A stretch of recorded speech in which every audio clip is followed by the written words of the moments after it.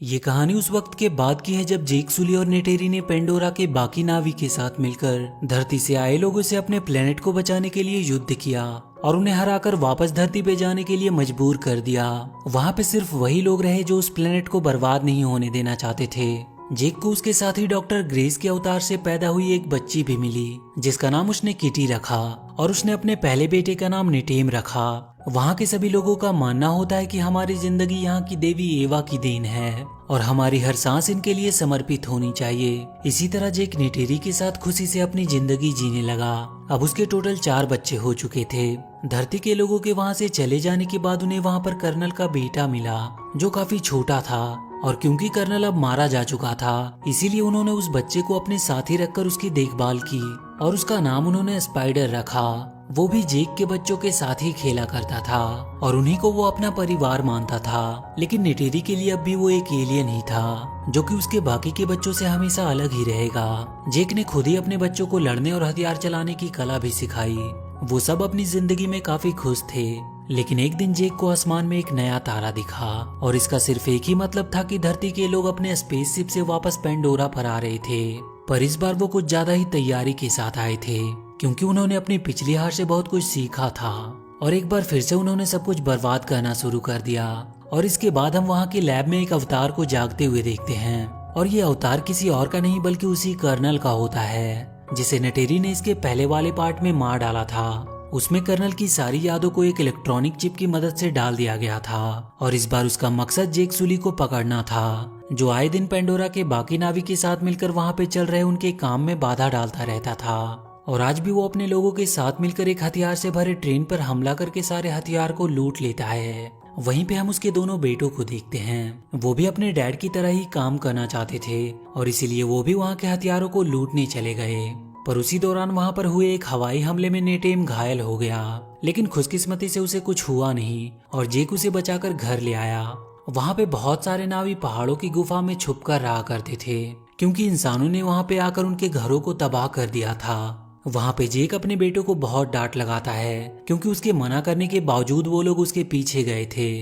अब कर्नल और उसके बाकी के साथी अवतार एक बेस पे पहुंचते हैं। वहाँ की जनरल उसे बताती है कि जेक उनके लिए आए दिन मुसीबत बनता जा रहा है और अगर वो चाहते हैं कि पेंडोरा इंसानों के रहने के लायक भी बने तो उन्हें किसी भी हालत में जेक को पकड़ना ही होगा। इसके लिए उसकी आर्मी बहुत दिनों से कोशिश कर रही थी लेकिन उन पहाड़ों में उसे ढूंढना बहुत ही मुश्किल हो रहा था। कर्नल अपने साथियों के साथ उसकी तलाश करने के लिए जंगल में चला गया।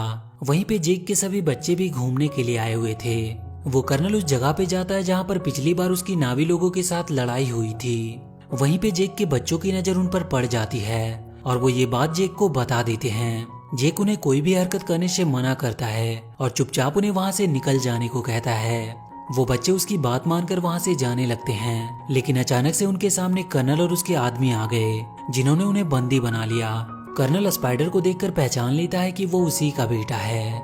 वो उन सबको अपने साथ ले जाने की तैयारी करने लगे लेकिन तब तक वहाँ पर जेक और नेटेरी भी पहुँच चुके थे और वो दोनों छुपकर अपने हथियारों से उन पर हमला कर देते हैं और वो किसी तरह उन बच्चों को वहाँ से भगाने में कामयाब रहते हैं। लेकिन इन सब में स्पाइडर पकड़ा जाता है और कर्नल उसे उठाकर अपने साथ ही ले जाता है। जेक अब अपनी फैमिली की सेफ्टी के लिए उन्हें कहीं दूर ले जाना चाह रहा था क्योंकि अब स्पाइडर पकड़ा जा चुका था और उसे डर था कि कहीं वो उन्हें उनका पता ना बता दे जिससे उसकी वजह से उसके बाकी के सारे लोग भी मारे जा सकते थे।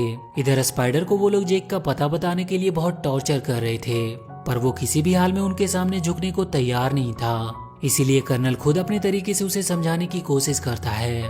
वो उसे वहाँ से बाहर निकालने का लालच देता है। इधर जेक अपने कबीले का मुखिया किसी और को बनाकर अपनी पूरी फैमिली को लेकर वहां से कहीं और जाने के लिए निकल जाता है जहां उसे वो इंसान कभी ढूंढ ना सके। और बहुत सारे आइलैंड को पार करते हुए वो एक अनोखे आइलैंड पर पहुंचता है जहां के लोग पानी और जमीन दोनों जगह पे रहने में सक्षम थे। वहां के सारे लोग उन्हें देखकर वहां पे इकट्ठा हो जाते हैं। वो अपने से अलग लोग को देखकर थोड़ा हैरान भी थे और थोड़ी ही देर में वहां पर उनका मुखिया भी आ जाता है। जेक उनसे आग्रह करता है कि वो उसकी फैमिली को वहाँ पर रहने की इजाजत दे दे पर वहाँ का मुखिया उससे कहता है कि वो लोग पानी में रहने वाले हैं और वो लोग उनके साथ रह नहीं पाएंगे। लेकिन जेक का मानना था कि वो लोग बहुत जल्द उनके तौर तरीके सीख जाएंगे और बहुत जल्द वो अपने आप को इस काबिल बना लेंगे कि वो वहाँ पे आराम से रह सके।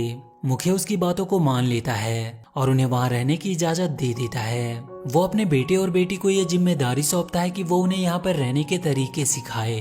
और उसी दिन से वो लोग उनके साथ पानी के अंदर रहने और वहाँ के क्रिएचर की सवारी करने की ट्रेनिंग शुरू कर देते हैं। सभी को शुरू में बहुत दिक्कत हो रही थी ज्यादा देर तक पानी के अंदर रहने में, लेकिन किटी पानी के अंदर बहुत ही आराम से रहना सीख गई थी। जेक भी वहाँ के मुखिया के साथ उन पानी में रहने वाले क्रिएचर की सवारी करने की ट्रेनिंग कर रहा था, पर उसे भी स्टार्टिंग में काफी दिक्कत हो रही थी। इधर कर्नल स्पाइडर को लेकर अपने लिए एक इकरान चुनने आया था ताकि वो पूरी तरह से एक नावी बन जाए, और बहुत ही जल्द वो एक इकरान को अपने लिए चुन लेता है।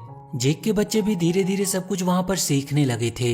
एक दिन मुखिया का बेटा और उसके दोस्त किटी की हरकतों का मजाक उड़ाते हैं, जिसकी वजह से उनकी किटी के भाई नेटेम और रॉक से लड़ाई हो जाती है। बाद में जेक अपने बेटे को समझाता है कि उन्हें वहाँ पर रहना है और इसीलिए वो सबसे दोस्ती बनाकर रखे। अगले दिन रॉक्स जाकर मुखिया के बेटे से माफी मांगता है और उसकी तरफ दोस्ती का हाथ बढ़ाता है, पर वो उसका दोस्त बनने का नाटक करते हुए उसे लेकर वो एक जगह पे आता है और उससे कहता है कि यहाँ पे वो लोग शिकार करते हैं। और जब रॉक्स वहाँ पे शिकार करने जाता है तो वो सब उसे अकेला छोड़कर वहाँ से चले जाते हैं। जैसे ही रॉक्स ने अपने तीर से वहाँ की एक मछली को मारा, वो देखता है कि वो वहाँ पर अकेला है और सभी लोग उसे छोड़कर जा चुके हैं। और तभी एक बड़ी सी मछली उसके ऊपर हमला करती है। वो अपनी जान बचाने के लिए वहाँ से भागने लगा और अपने आप को एक पत्थर के बीच में छुपा लिया, लेकिन अब उसकी सांसें खत्म हो रही थी, इसीलिए वो वहाँ से बाहर आने लगता है। लेकिन वो मछली एक बार फिर से उसके ऊपर झपटती है और वो जैसे ही उसे मारने वाली थी कि तभी एक बहुत ही बड़ी सी वेल आकर उस मछली को मार देती है। लेकिन रॉक्स की सांसें अब खत्म हो रही थी और वो डूबने लगता है। थोड़ी देर बाद जब उसकी आंखें खुली तो वो अपने आप को उसी वेल के ऊपर पाया। वो उस वेल का शुक्रिया कर रहा था कि उसने उसकी जान बचाई। तभी वो देखता है कि उस वेल के फिन में एक लोहे की हुक फंसी हुई है और वो जाकर उस हुक को वहां से निकाल देता है। और अब ऐसा लग रहा था कि वो वेल उसे अपना दोस्त मानने लगा है। वो उसे लेकर उस आइलैंड पर पहुंचा देता है जहाँ पे सभी लोग रॉक्स को काफी देर से ढूंढ रहे थे। मुखिया अपने बेटे की गलती की सजा देने की बात करता है, लेकिन रॉक्स कहता है कि इसमें सारी गलती उसकी खुद की है। इस बात से अब वो लड़का भी उसका सच में दोस्त बन जाता है। अगले दिन रॉक्स सबको बताता है कि एक वेल ने उसकी जान बचाई, जिसका ऊपर का एक फिन कटा हुआ था। मुखिया की बेटी उसे तुरंत पहचान जाती है और वो बताती है कि उसे टुकून कहा जाता है, लेकिन जिसे उसने देखा उसका नाम पायाकन है, जिसे सबसे अलग और अकेला कर दिया गया क्योंकि लोगों का कहना था कि वो एक हत्यारा है जिसने कई सारे नाविक को मारा था। लेकिन रॉक्स ये बात मानने को तैयार नहीं था क्योंकि उसने उसकी जान बचाई थी। वो वहाँ से सीधा पाइकन से मिलने गया और उससे पूछने लगा कि उसे सबसे अलग क्यों कर दिया गया। वो पाइकन उसे लेकर समुद्र की गहराइयों में चला गया। इधर कर्नल अपने साथियों के साथ जेक की खोज में था।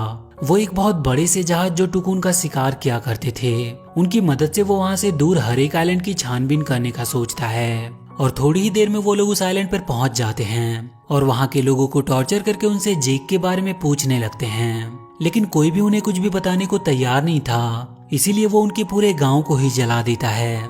जेक उसी आइलैंड के दूसरी छोर पे रह रहा था। वहाँ का मुखिया उसे बताता है कि वो लोग उसे ढूंढते हुए उनके आइलैंड तक पहुंच चुके हैं। जब गांव वाले कर्नल को कुछ नहीं बताते हैं तो उसे एक आइडिया आता है और वो उनके इलाके के टुकून का शिकार करने का डिसाइड करता है ताकि ये देखकर सारे गांव वाले उनकी ताकत को जान सके। इधर रॉक्स पाइकन के साथ बॉन्ड बनाकर उसके बारे में जानता है कि उसे सबसे अलग क्यों किया गया। रॉक्स उसमें देख पाता है कि कैसे हंटर्स ने उन पर हमला किया था, जिसमें कई नावी और टुकून मारे गए, लेकिन सबने उसे ही किलर समझा।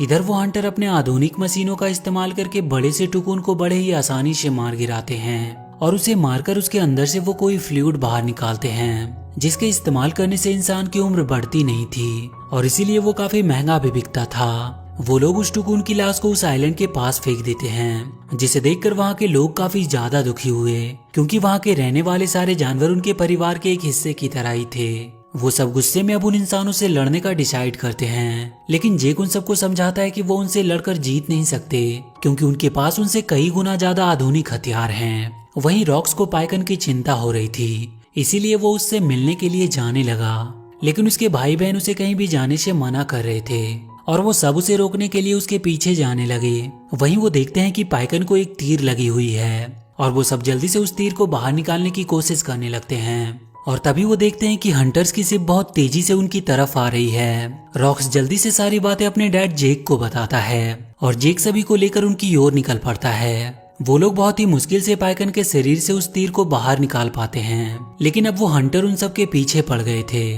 क्योंकि वो कर्नल उन्हें पकड़कर जेक तक पहुंच सकता था। वो सब भागने की बहुत कोशिश करते हैं, लेकिन आखिरकार वो उनके जाल में पकड़े जाते हैं। कर्नल उन्हें अपने इकरान से उठाकर उस शिप पर ले आता है और उन सबको कैद करके वो जेक को अपने पास बुलाता है। जेक अकेला ही उसकी तरफ बढ़ने लगा क्योंकि उसने उसे अकेला ही आने को कहा था, पर तभी अचानक से पाइकन उस शिप पर हमला कर देता है और वहां पे चारों तरफ तोड़ फोड़ मचा देता है।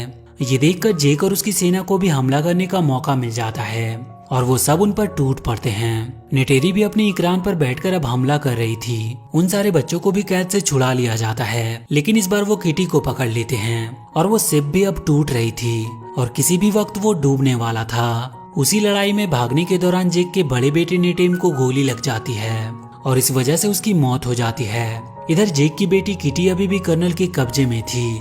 जेक और नेटेरी अब पूरे गुस्से में उसे मारने के लिए निकल पड़ते हैं और वहाँ शिप पे पहुंचते ही वो दोनों घायल शेर की तरह उन सब पर टूट पड़ते हैं और वो उन्हें बहुत ही बुरी मौत मारते हैं। लेकिन वो कर्नल किटी को चाकू की नोक पे रखकर जेक से उसका हथियार फेंकने को कहता है, लेकिन तभी नेटेरी स्पाइडर को पकड़कर उसे मारने की धमकी देती है, जिससे डरकर कर्नल किटी को छोड़ देता है। जेक सबको वहां से जाने का बोलकर खुद कर्नल से लड़ने लगता है, लेकिन अब वो शिप पूरी तरह से पलटने वाली थी, जिसकी वजह से वो सब शिप के अंदर ही फंसने लगते हैं। जेक आखिरकार किसी तरह कर्नल को मारकर वहीं पानी के अंदर फेंक देता है, लेकिन अब उसकी भी सांसें खत्म हो रही थी और उसे वहां से बाहर निकलने का कोई रास्ता भी नहीं मिल रहा था। इधर नेटेरी भी अपने सबसे छोटी बेटी के साथ उसी शिप में फंसी हुई थी क्योंकि उसे भी कहीं बाहर जाने का रास्ता दिखाई नहीं दे रहा था। तभी नेटेरी के पास किटी आती है जो उसे सही रास्ता दिखाकर बाहर ले आती है और जेक को उसका बेटा रॉक्स बाहर निकाल लाया।